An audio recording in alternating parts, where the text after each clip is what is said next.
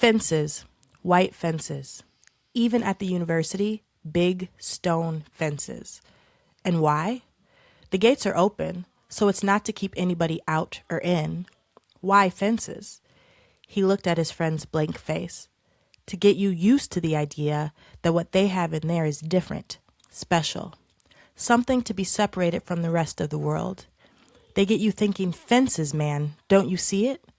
Then, when they fenced you in from 6 years old till you're 26, they can let you out because you're ready to believe that what they've given you up here, their version of life, is special.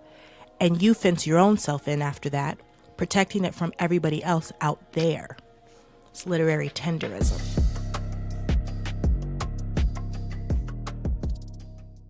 Hello, everybody. Welcome to the Trap Poets Society, a podcast where we read the best books in the world with the goal of turning you into the realest niggas possible. I'm your host, Cree Miles. And I'm your host, Brian Rogers. We're going to pretend like we didn't just rename the podcast. We're going to act like, the absent parent who just kind of just shows up and they don't really want you to bring up that they haven't been there in 4 months. So yeah, Trap Poet Society, welcome. I'm really, really excited about today's episode. We have a really good book for you guys. Yeah.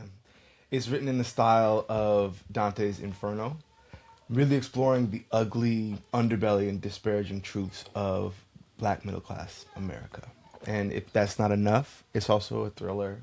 It takes place 4 days before Christmas. It's such a masterpiece that I felt like there aren't even enough books that meet this caliber of book. So it would literally be impossible for us to give you a book this banging every year because it's so good. It's a commentary about ambition, class assimilation. It's about the cost of success, masking. And so we're talking about Gloria Naylor's 1985 literary masterpiece, Linden Hills. Really want to talk about it, but we don't jump into the nitty-gritty until we've talked to each other. So, we've done some pies up in this bitch. You always remember who went first and who didn't go first. So, do you remember this time? Yeah, I went first the last time. No way. How do you remember? That's always the case. What's always the case? That I remember that I went first last time. So. Oh, okay.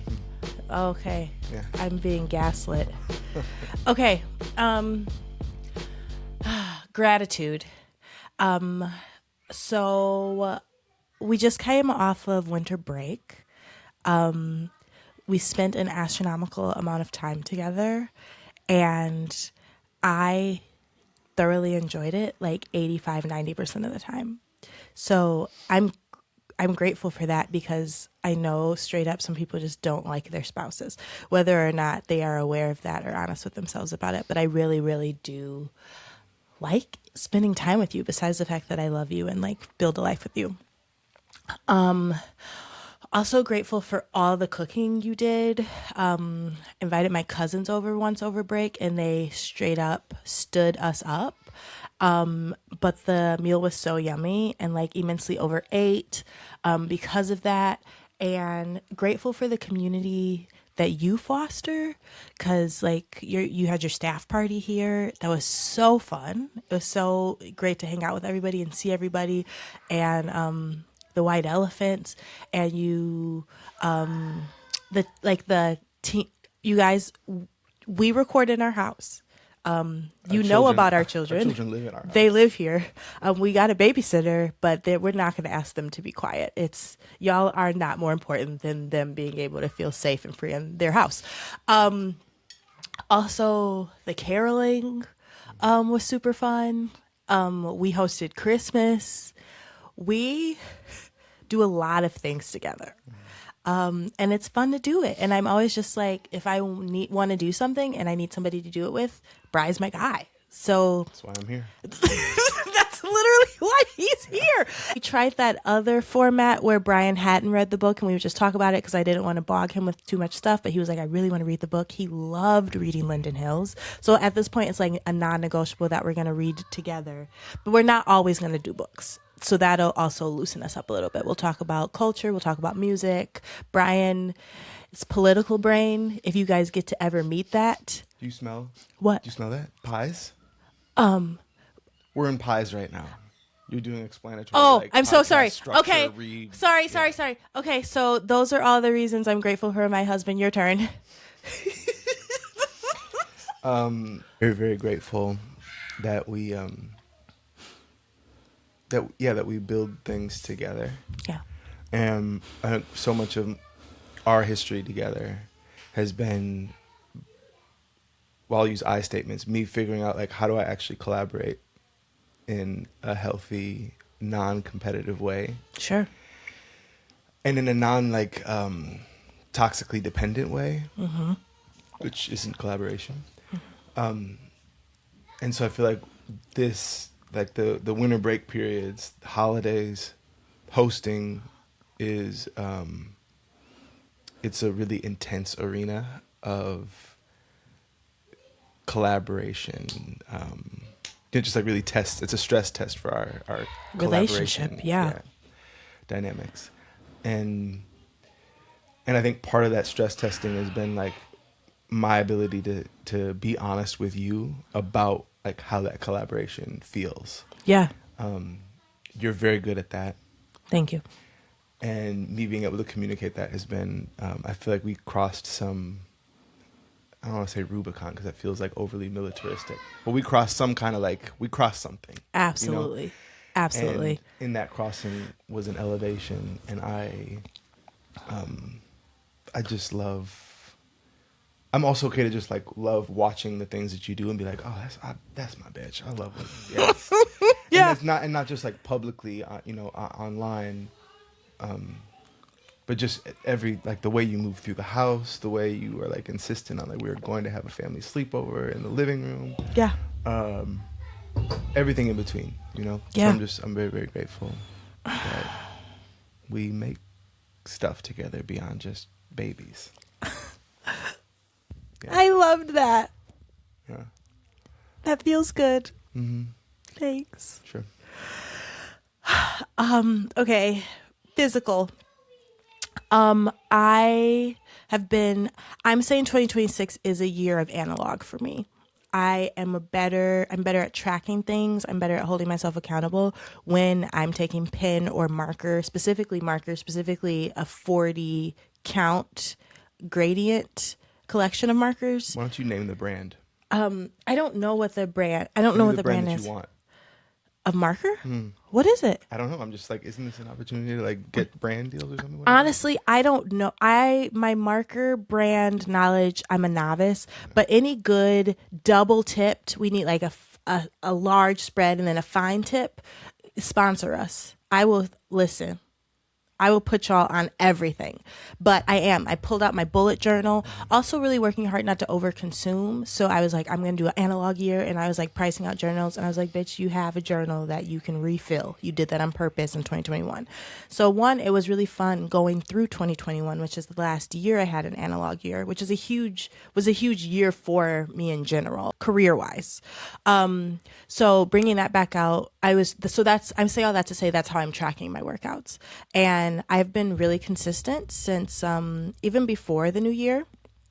One hump that I really, really had to work hard to get over was waking up early. Oh my God, and you know what? The logic is ridiculous. If Alyssa Murphy is listening to this, she's going to laugh out loud. I just have to go to bed earlier. That makes it so that when the alarm goes off at 5 a.m, I'm not mad. So I really was determined. I've been getting up and like doing a kettlebell workout in the house. And I run outside on the weekends usually because I didn't have anything to light me up. But I just got one. So now I can run outside in the actual dark. And then I also really wanted to go and lift weights at Planet Fitness, but I knew I had to get up even like 15 minutes earlier to do that, but I did, and it was great. So just going to bed, sticking to the nighttime routine, has been changing the game for me. What about you physically?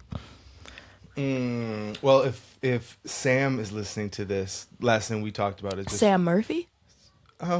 I doubt Sam Murphy would be listening to this. Okay, well, I don't know. The other Sam in our lives. Oh, sure.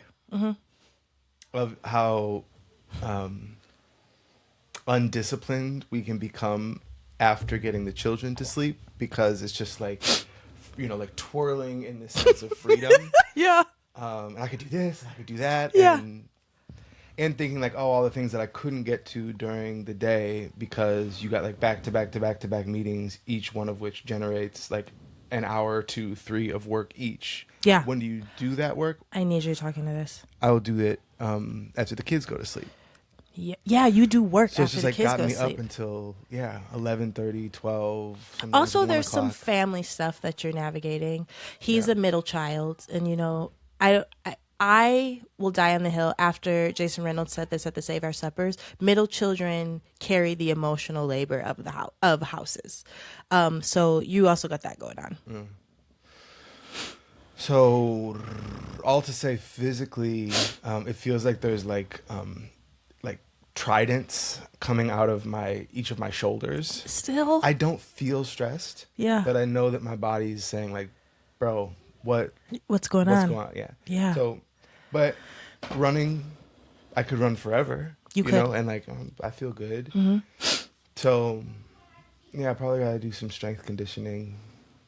Yusuf said he'd like meet me at Planet Fitness. He's like done work as a personal trainer. Okay. I'm gonna take him up on that. Yeah. Because I know Robert's expensive. Robert's expensive. Shout out to David. So yeah, physically I feel like a 37-year-old human. Okay. That's fair. You are one. Yeah. So I'm grateful for the body that I have. Amen. And trying to be mindful about being able to have a body that I can be grateful to use when I'm 87. Yes. Yeah. Yeah. Okay. Intellectually, also firing on all cylinders. It's been glorious. Launched the Patreon, the Trap Poets Society. Did like a 15-day membership drive from December 20th to January 5th. So I was working all through break. That's another reason I'm grateful for Brian, because I wouldn't have been able to do that without you. But just building out the community and trying to like build out the roots for that community was so much fun. And then we had like the book club for December, which a lot of people joined between December 20th and January 5th, so they hadn't read the book, but still people showed up. And even with that conversation was still amazing. Shout out to Vianne in London, pulled up. It was 1 o'clock in the morning, and she pulled up just to hang out for a little bit. And so that has really been making me, like, I have a community to hold me accountable, which is really wonderful, and seeing what they are talking about and what they're reading, like the books that they've picked out of the anchor text has been wonderful. I started the year completing The Sellout by Paul Beatty, which we are going to do an episode on in a few weeks, which was bizarre. It was a bizarre way. Thanks, David. Thank you, David. I did laugh out loud. You said I would, and I did. Also, Jeanette McCurdy from Sam and Cat, the Nickelodeon child star. Also, her memoir, I'm Happy My Mom Died, was a New York Times bestseller. I didn't read it, but I did read this novel, and it's wonderful. So that was really fun. And you've got me reading Thomas, what's his last name? Thomas Sankara. We're going to do an episode on that. That brought me to tears. And also just like working on the annotating the verses. By the time this is out, the Malice verse will have dropped. So working through Malice's verse on FICO was so like, it was where I don't know what a brick walk is. Well, I didn't. Now I do. Now I do. So, yeah, I feel good. I feel like I have a good relationship with my screens right now. I'm using my time well. I think for a while I was thinking if I didn't have an hour to read, then there was no point in reading. But I've just been setting 10, 15-minute timers, and I'm getting through books. So that really is helping me 10, 15 minutes a couple times a day. Also, my personal curriculum for my film MFA. That's been fun to flesh that out. I've been watching that latest Tessa Thompson Hedda. Yeah, it's glorious. Yeah, where you at? I think I'm also firing on all cylinders. Not in a like, I don't know enough. Let me like figure out how to bridge the gap between, but just like there's a lot of subject matter areas that I am drawn to, Yeah, yeah, I know. and discovered. I guess I shouldn't put this out publicly, but there is a place on the internet where there's a lot of access to just like fully PDF, EPUB-ified books. Yeah, we should And put that on that the is like a Patreon. Tower of Babel kind of situation. I'm gonna tell the patrons. It gets shut down periodically from time to time, sort of like like a Pirate Bay situation. LimeWire. Yeah, but so just like the recognition of like, oh my gosh, there's so much to know. Yeah. And no way to know it all. It's just been quietly motivating for me. But then also to be able to do it in a structured way with other people is everything. And on the accountability tip, you know what I mean? Like that period, and I wish we had finished through with it, and I wish we had like been communicative about the fact that we learned that we weren't able to follow through with it. But the dialectical materialism course that we were doing through the Black Alliance for Peace, it was like, I valued that so much, the communal aspect of it, the texts as well. But yeah, so at my job we have a political education, like a weekly collective study that the staff is doing. But then we're also going to be partnering with the Party for Socialism and Liberation. They have their Liberation Center just 2 blocks up from where we're at, on 19th and North Avenue. And I love the PSL folks so deeply. Yeah. They're just, they're phenomenal human beings. And so yeah, just like meeting people at different registers or like different points of their intellectual journey and their radicalization journey. Yeah. Is it's really all I ever really want to be doing. You're really good at that. So so intellectually, Sylvia Winter. Yeah. We're going to talk about her a little bit when we sort of set up our Linden Hills discussion. Bitch is dense. Yeah, every time you read a sentence, I'm like, concentrate. He's still going. Concentrate. Because the sentences will be pages long. I mean, pages long on a Kindle, Yeah. But, it's all so on point. Yeah. And so, I think that's the text that has been whooping my ass in really, really enjoyable ways. Yeah. So I've just been sitting with it and trying to filter her, use her lens to be able to filter my reality. Sure. Whether it's things I'm reading or conversations I'm having with people or how people are reacting to Venezuela or ICE. Like, so much of it is. Anyway, so. Okay. Yeah.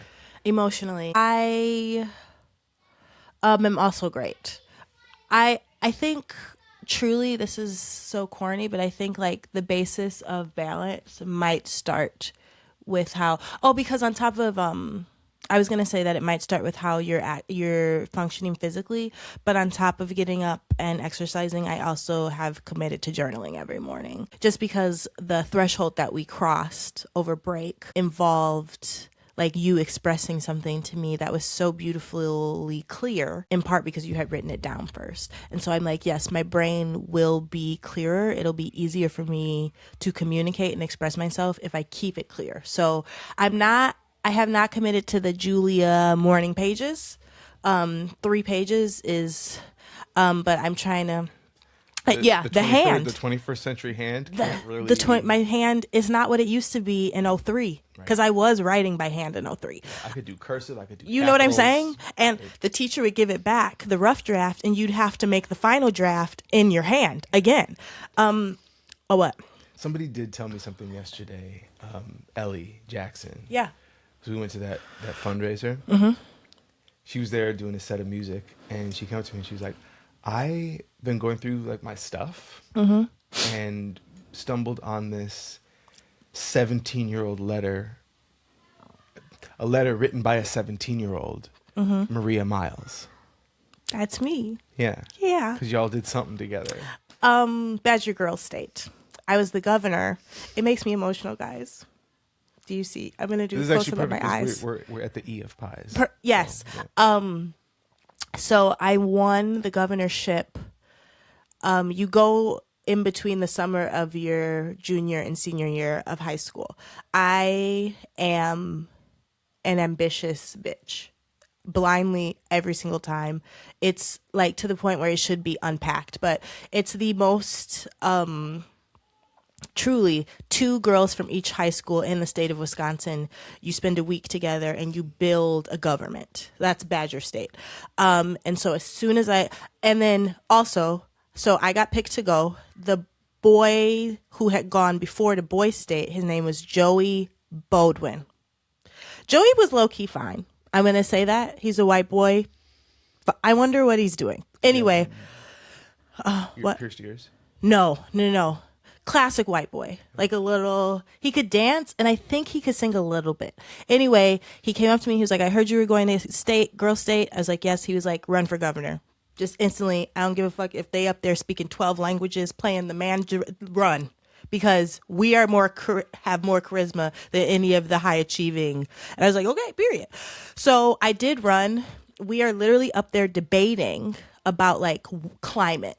I don't know jack shit. The other girl is whooping my ass. I literally won because I told a joke. I said the whole thing went over and everybody started laughing. And somebody did, once I walked off, she was like, you never answered the question. And I was like, I will get the right people around me to answer the question, but I can go into rooms and be comfortable with people. And she like scoffed, but then I won. So I'm sure whatever I wrote was very like empathetic and like take care of yourself and protect yourself. That's the letter you wrote to yourself. Oh no, it's the letter I wrote to the incoming class. Yeah, I had to come up the next year to like hand off the governorship. Okay. So and Ellie was a counselor that year. So yeah, yeah. Well, I said, come drop it off and hang out for a little bit. So Oh my gosh, yes. I love me some Ellie. Oh, that's where I am emotionally. Where are you, Boogadoo? I'm good. I feel balanced. I, have been somewhat allergic to any kind of definitive New Year's resolution or declarations. Yeah. Just a quiet enunciation of a theme. Yeah. And so I've done that. And it's sort of like what is it in Zen Buddhism? A koan. Okay, spell it. Koan. Okay. Surely there's multiple pronunciations. But it's just kind of like a riddle that kind of has like some paradoxicalness to it. Okay. Gather ye rosebuds while ye may. DPS. Yes. That's Dead Poets Society. Yeah. And yeah, that line has been like Aaron Sorkin in a lot of his teleseries. Like there's a character that ends up, spouting that line. But yeah, that's just been a little like Zen koan that I've had in the back of my mind and body since the beginning of the year, and it's good. Period. That's Yeah. awesome. And then, opening up every morning, writing, just like doing a little bit of journaling and just some intentional sitting. Yes. And just let the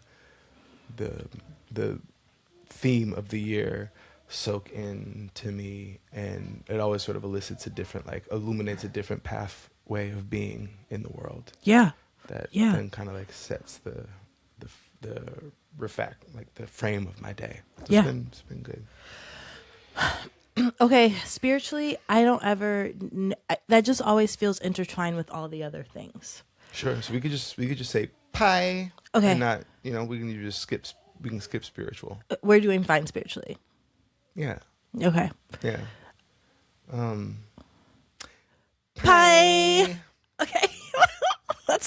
and we can let the pastors and the preachers and the whoever else, you know, the yogis come back and let us know why we should never ever slide over the S. Yeah, again. let us know. Defend it, and we'll listen.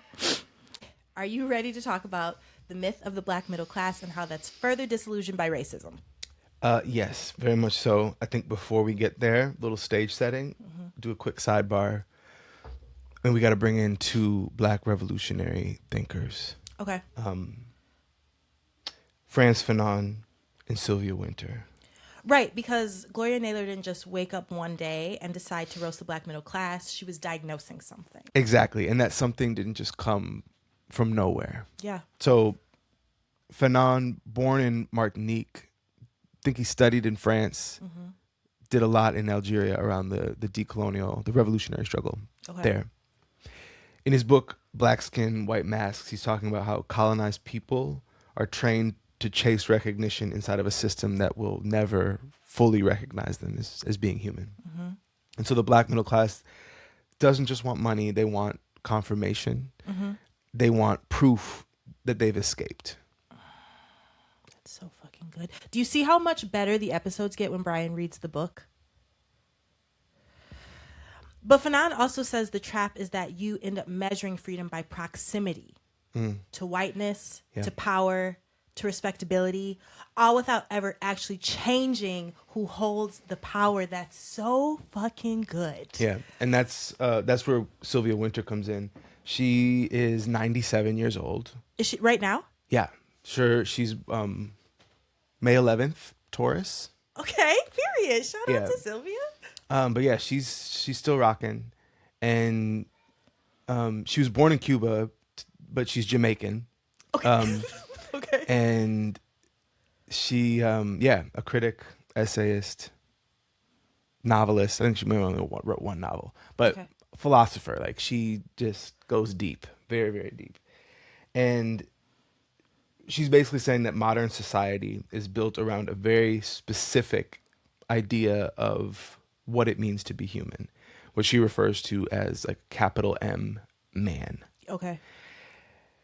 Man, this version, or what you would call a genre of human being, it's rational and separate from nature and property owning and orderly and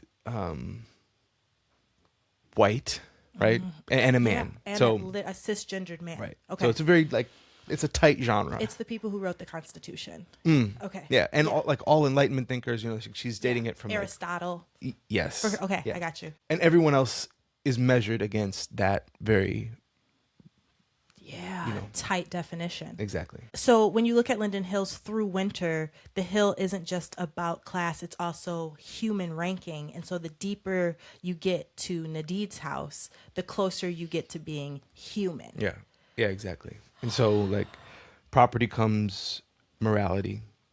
Quietness, politeness becomes virtue. This is so good. And the fences that you started the episode off with, that quote from Linden Hills, is the proof that you belong. Nobody's forcing you to build the fence. And people, they're building them themselves. And so that's what Winter would call the internalization of the genre. Which is why the book hurts, because the whole concept of Linden Hills isn't being built from the outside. It's built from the inside. Yeah. From the internalized racism and like the internalized capitalism and the internalized patriarchy. Absolutely. Yeah. Which I think is, that's like a really critical anti-imperial lesson here. And one that, well, empire is not just dominant force from the outside, though we're seeing a lot of that right now. Yeah. But it really survives, perpetuates itself by getting people to police themselves, to desire separation, to view that as success. Yes. Yes. To view the separation as success. Right. Yes. Like, I made it. I got out. Yes. Which is why people be putting their black children in these white ass schools, because that like is a signifier of success. Absolutely. And which in some cases, like it is success, right? Along like the parameters or like along the metrics that the system right? But it's as you were saying before, it doesn't, your ability to escape, as it were, to like access those halls of power, or like it doesn't fundamentally shift the nature of how opportunity or harm or access is distributed. Yes. Over time, over space. So Gloria Naylor is showing us like Black utopia, right? This neighborhood, and she's depicting it as hell, but she's not necessarily saying like don't try to succeed at things.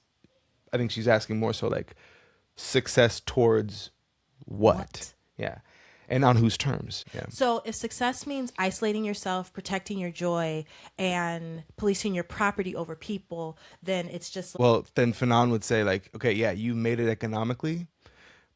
Psychologically, you were still colonized as fuck. Which is why people are fucking miserable. Linden Hills isn't just a neighborhood. She's also kind of issuing it a warning. And, like she's mapping what happens when Black ambition is allowed to rise while being like circumscribed within the architecture of empire. And the wild part is she didn't even just come to this from theory. She like in part came to this through writing about her own experience as a human and her relationship with her family, etc. Yeah, exactly. And man, we might have to do a whole episode on Sylvia Wynter. Duh. Obviously, because, as soon as you said she wrote a novel, my ears went... Yeah. Oh, yeah. I have 2 ears.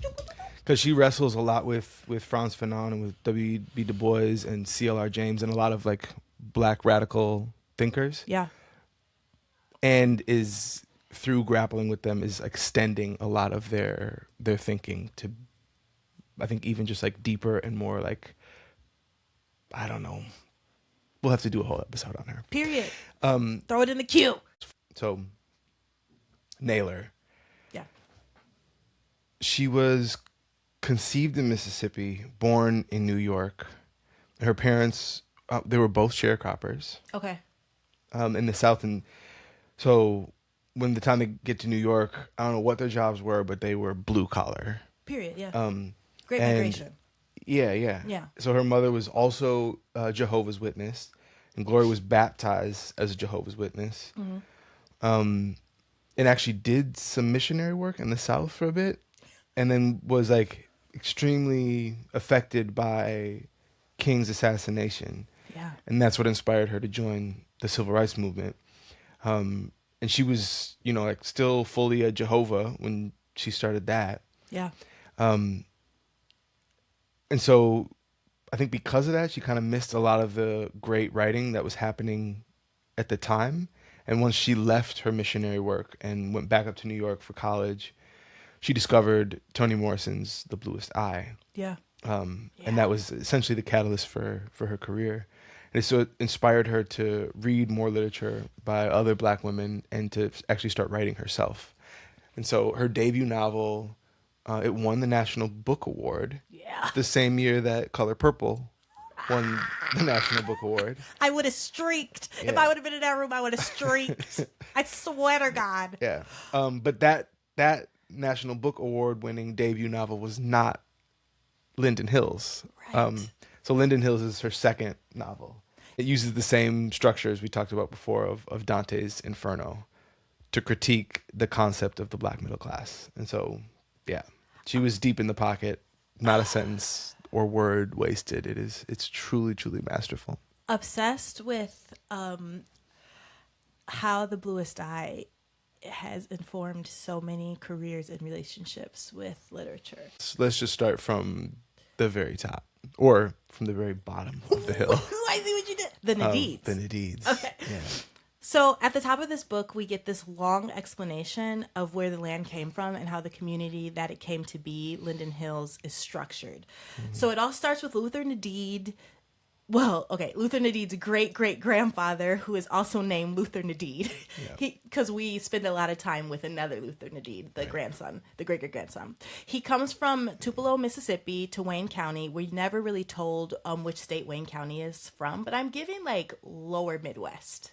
It feels like Indiana to me. Okay, because also I would like Ohio maybe, but I'm like, Sure. is that just Morrison taking up brain space in my brain? Mm-hmm. And he buys this land that seems to be in the shape of a V, of course, from a white man. The white man and his homies think they conned Luther because the land only grows linden trees and linden lumber isn't profitable. You can't grow food on the land because it's basically sand and it's a fucking hill, which is a logistical disaster. But Luther, who is scary as fuck, by the way. What do you mean? Like, he's described as having like puffy eyelids and like a thick body and a menacing stare. Nobody ever wants to look him in the face. He's fucking scary. So like the devil, because it's Dante's Inferno. He's literally an evil man. Yes, he's literally the devil. So creepy Luther. Because he also sold the way he got to Wayne County is also like pretty sketch. I love that she makes a point of letting us know that this is not virtuosic. Right. Virtuistic? Virtuous, right? Virtuosic would be like virtuoso. Right, like But I guess he was virtuosic in like enslaving the women that he was with. Yes. Well, I don't know if this one was. Not all of Nadids are the same. It's sounding like Nadids. it does sound like all the Nadids were kind of doing the same thing. But we can get back to that. Because he also was like a co-conspirator with the Confederates. Right. That's how he was like selling people to go be in the army. And that's how he was getting money to buy stuff. Right. And then he becomes an undertaker. You know, like that. So like he's the OG Nadid is a piece of shit. He's a piece of shit. He becomes an undertaker because the land isn't good at like he can't tend the land. Right. But it becomes really profitable because black folks south of the Mason-Dixon line were often denied proper funerals for their loved ones. So Luther is like, for the low price of, he never actually tells us the price, but you can give your loved one a proper Christian funeral. So he starts making money and building property and then renting it out to the people. Only black folks. So that's where it feels like he's doing his big one, like he's actually down for the homies. Yeah. So of course the white folks surrounding what is now becoming Linden Hills have an attitude and start plotting on how to take the land back from him, but they can't quite devise an achievable way to get it done. Also, by now we're like 3 Nadids deep. I don't know, but they keep marrying light-skinned women and have a Luther Nadid Jr. who looks just like the senior. Everyone called them Big Frog and Little Frog. Mm-hmm. But anyway, to ensure that the spiteful whites can't take the land back, Luther starts walking around telling folks that they can have the land if they take out a 1,000-year mortgage. So yeah, too close to home. It's like when they die, they have to give it to kin or sell it back to whichever Nadid is living at the time. He's trying to build a black utopia, it would seem, but worth noting, just like you said, the first Nadid got some of his seed money to start this venture by selling his wife and children. That's who he sold. Yeah, and one of the following Nadids got some side money being an arm dealers for the Confederacy. Okay, so we married those two stories. Like, they don't give a fuck about black people politically, but economically, they want black people to grow. Yeah, okay. Back to finance and peak middle class shit. The black bourgeoisie at large always seems to have general working knowledge of economic struggle. Oftentimes, like, they've emerged out of it. Yeah. But also their proximity to poverty is always like, it's pretty close, right? Yeah. Just like one generation or two divorce. Yeah. Yeah. Which really is like everybody. Yeah. Erica Keynes from Black Agenda Report was talking about this recently, just in the context of like how this illusion of the middle class kind of like it very much like Fanon is saying, it just like reinforces some of the assumptions or like the logic of the system that like that you're not working class, you know? Yeah. Anyway, we could flesh that out further later, but I do think talk about shit in white. Say what? Talk about shit in white just to give the rest of the book. Shit in white? Isn't that the name of Lester and Willie? Oh, yeah, right. Yeah. Yeah, okay. Yeah, so okay, we get this like opening vignette of how Linden Hills was started by the OG Nadid. Yeah. And then we fast forward 3 or 4 generations into the future. Yeah.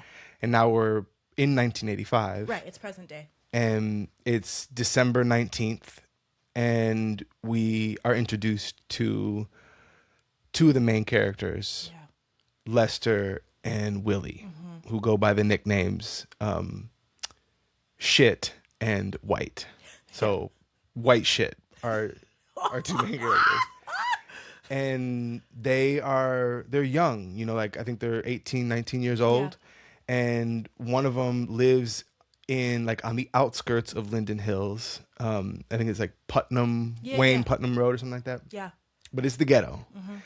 And Lester lives in there's like these concentric circles that sort of lead down into the depths of the inferno, right? Where and at the center of which is Nadeed's home, surrounded by a lake, and so like the closer you get is like the closer you get to status, wealth, and Lester is like on I don't know like I can't remember which rung he is in, but he's not super wealthy. No, but he's in there. Right, they're there, and so Lester is all like, you know, he's quoting Malcolm X throughout the whole thing, and Willie is a poet at heart and has memorized all these, you know, like he's quoting Walt Whitman throughout.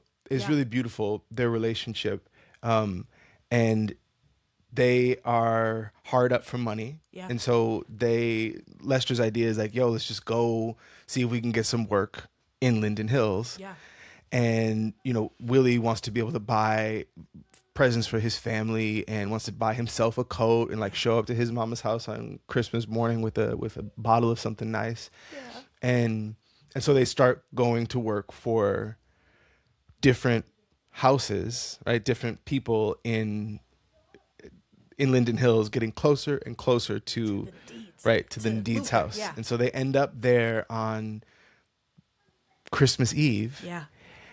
To help Nadeed with his Christmas tree. And the whole reason we're like, well, he's got a wife, they have a child, and so there's this other plot line that's going that is sort of following what Mrs. Nadeed is experiencing historically. Yes, historically, right? But it starts with the present day wife of Nadeed. Whose name I am forgetting. Me too. But the name is important. Yeah. We'll go back and find it. Yeah. But I don't want to give too much away. Right, because you guys need to read the book. But I almost feel like we just stop talking about it and you just go read it, because it's a masterpiece. It really is a masterpiece, and it's like, as I was reading it, not my favorite way to read, but sometimes just the way I gotta read on the Kindle, and it's like you will press. You want to like do a little highlight. You press it and the word underlines, and then you start. And I would do that, and I would be just highlighting entire pages onto the next page, because not even in a run-on sentence, it was just like every single sentence was like brilliant. Yeah, really. So, and it was not a popular opinion, or like not one that you would say out loud, but I like the way she tells a story better than anything I've read by Toni Morrison, which is most of. I don't even know why you had to bring that up. Well, I'm just Well, I guess because I don't think Gloria Naylor gets enough play. That's fair, because she doesn't, and she is. It's not. Yeah, she should be in conversation with Toni Morrison, and the folks who know, but the folks who don't know need to know. She's worthy of the conversations with Baldwin, Naylor, Walker, Hurston, Langston, everybody. You should bring up Gloria. Who are today's Luther Nadeeds? Can we talk about Luther and the position he played in the book? I mean, in terms of. Well, I mean, I think they're everywhere, right? I think like the Nadeeds, it's a mentality. Yeah. Okay. Yeah.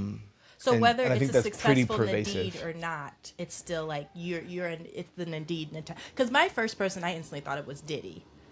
Sure. But nobody is as financially as successful as Diddy is, barely. Yeah, I think like. Yes, I agree. Diddy is giving a lot of Nadeed energy. Yeah. But I also don't think it has to be the extreme for us to understand like what the Nadeed effect is. You know? Yeah. In other words, like, and maybe that's why I'm trying to think of it more as a mentality, which is like, shit, there are people in and around Lindsay Heights who like are fully bought into the idea that like so long as I got what I need, so long as I got mine, Yes. like y'all do whatever you want to do. And so, which isn't like I think we understand why. Yeah. Like we've been conditioned to like, but I'm not even like that part of the mentality, yes, but also like the way that she makes it clear that like OG Nadeed sold his women and his wife and his children. Nadeed, the second or third, was selling guns to the Confederacy. It's like the by any means necessary mentality. As what, like when you're working into that, do you think like the people, like when you're talking about as long as I got mine, also means like I will do this by any means necessary?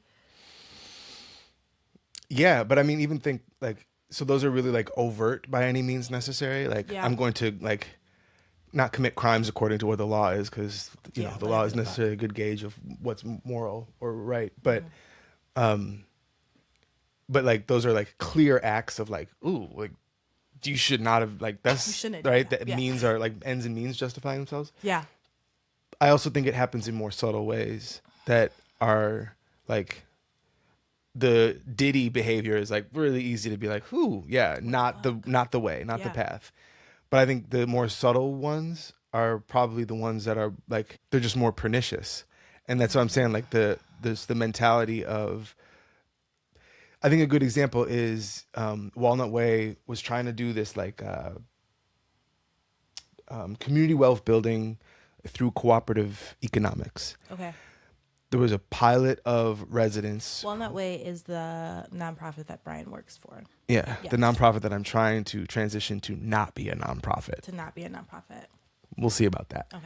But and for reasons that are really, really apropos to This conversation. absolutely Okay. right, black middle classism and like, or you know, class collaborators or bourgeoisie mentalities, Yeah. C-suite blacks, right? Ooh, yes. Ooh, yes. Conservatism, in other words, or just like Conservatism, uncritical right. food entrepreneurs who's like, all right, let's get all these individuals from the neighborhood together who have either experience with or dreams of doing, you know, some kind of food stuff. You know, it was like there was somebody who made cakes and somebody who was selling it. And the idea was beautiful. The like when it came to actually collaborating in a way that like, yo, we're all gonna like, we're gonna share branding, we're gonna like actually be a co-op. Yeah. People were not trying to share like that. Share resources. I mean, share resources, share knowledge, share branding, share profits. Like just sharing. None of that. Comes hard. Yeah. And again, I think there's like we've been historically conditioned in one way, but also in another. It's like I remember Chandra and Miss Ammonia. They like their Bible was Jessica Gordon Nemhart. I think I got that last name right. Yeah. Collective Courage. Okay. Book came out, I don't know, maybe a decade ago. Okay. And it's like, it was her PhD that she made into a book. And it's thick, and it's all about like how black people have survived Yeah, for sure. in the United States. For sure. Through sharing their resources, mutual aid societies, cooperative economics, Yeah. mutual funds, all of that. And so like the things that created the Black Wall Street in Tulsa. Was sharing. Yeah. That's interesting though, because, and is it just because the access that we have to the language that we have? Because when I hear the word Wall Street, I automatically go to capitalism. Sure. Yeah. I mean, I think that's just a shorthand for like, here was the locus of black economic activity. Yeah. That was like, it was by and for black people. Yeah. You know? For sure. But I'm sure like, yeah, there's all that to say, the mentality of what Nadeed embodies, or what like the ethos of Linden Hills, you know, like ascendancy into economic prosperity or like comfort or safety and security. I think all of that is like, that is our conditioning under racial capitalist imperial logics. And it is so deep. Yeah. Even though we can see people be like, oh, the Greeks, Italians, they share everything. Yeah, the Jewish community figured it out how to like, we are going to make sure that our community is. Yeah. And so, like, yeah, anytime you go and buy something from a restaurant or from the depot, it's like all that money is going to the Greeks, or, you know? Yeah. And I think for a lot of reasons, that kind of unity within the Black community is just been harder to come by. And I think in some ways just because it's been like intentionally and violently attacked, and like not allowed to actually be sustainable. Got to read that book. I mean, not Collective Courage. You should read Collective Courage, but Linden Hills. It's what would it take for us to build toward freedom instead of the illusion of freedom? Well, I think like kind of how you started off, or something you had mentioned earlier, the like is how we're going about achieving dignity in our lives. Are we just doing it according to the dictates of the system as it currently is, or are we doing it while also achieving like shifting power? Yeah. And so I think that's where ultimately it's like we have to shift the locus of power increasingly towards community. The socialist revolution, the experiment in Venezuela, is so worthy of study. In Cuba or in any of the places where it's like a very intentional effort to build an alternative to the Dante's Inferno of global capitalism. Yeah. Where it's like, no, we as the community, like on a block basis, on a neighborhood basis, on a citywide basis, need to figure out how we are going to manage our own affairs. How are we going to govern ourselves? Yeah. How are we going to build democratic institutions? How are we going to like do participatory planning in the neighborhood? How are we going to identify what our needs are and then be able to secure, attract resources in a sustainable way, and then democratically figure out how we're going to allocate them according to people's needs? You know, like all of that. I feel like that's one of the answers. That's so real. Yeah. You know what I have been thinking about while we were putting this episode together is Z-Way had a really viral conversation with the rapper Vince Staples, and she asked something to the effect of like, what has been the largest, like what damages the Black community the most? And Vince, very tongue-in-cheek but also clearly very honestly, was like, hip-hop and R&B. And she was like, you're a rapper. And he's like, yeah, I know what my role is though, like fuck bitches, get money, take care of you, da-da-da-da-da. And it's funny, like the self-awareness in that, like, I made it because I did this, and I know what this did to my people. I know what this is doing to my people. I feel like is exactly.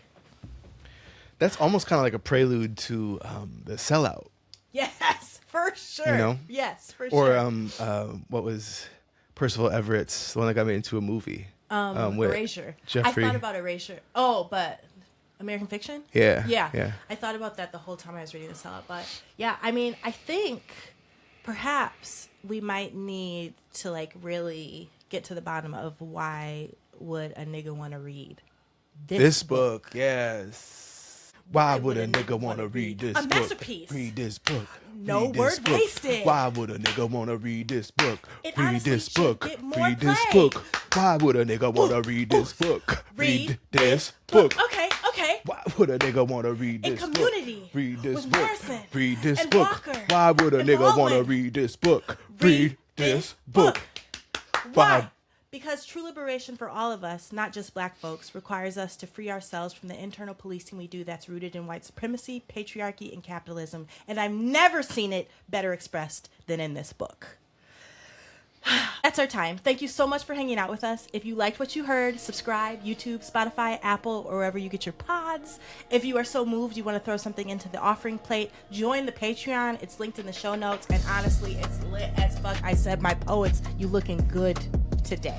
Other than that, we hope you have a really beautiful week filled with intention, critical thought, and